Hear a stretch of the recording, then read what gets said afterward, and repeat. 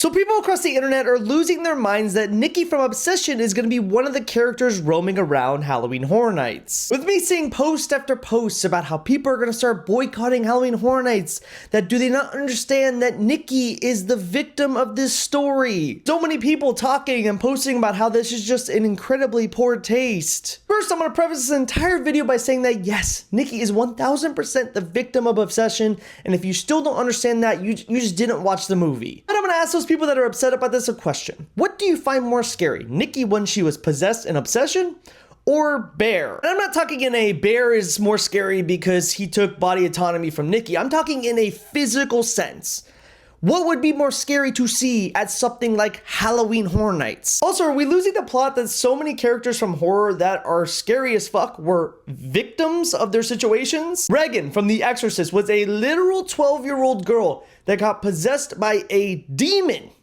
And do you guys forget that she had her own house at Halloween Horror Nights? There was an Exorcist house at Halloween Horror Nights one year. Let me ask you a question. If you're at Halloween Horror Nights, would you rather see Victor Frankenstein walking around or Frankenstein's monster? Because I need to remind you guys, Frankenstein's monster is the victim of that story. Yeah. Nell Crane or Betneck Lady, you know, in 2021, when they had a maze for the haunting of Hill House, you guys realize that Nell was the literal victim of her own story, right? Like, right, it's important for me that you understand this. Carrie White, 2007, Halloween Horror Nights did a maze for Carrie, abused by her mother, relentlessly bullied, publicly humiliated, seemingly victim of her story.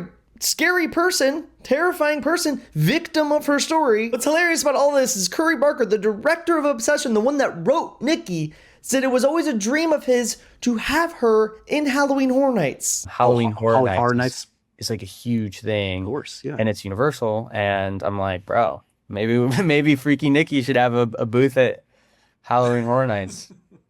Are you a Halloween Horror Night enthusiast? Do you do that? I go every year. Yeah. I go, yeah. Sorry to tell you guys this, but Halloween Horror Nights isn't about morals. It's not about who the villain is or who the victim is. It's about who the scariest is. And Nikki, when she was possessed, little fucking scary. So it makes sense.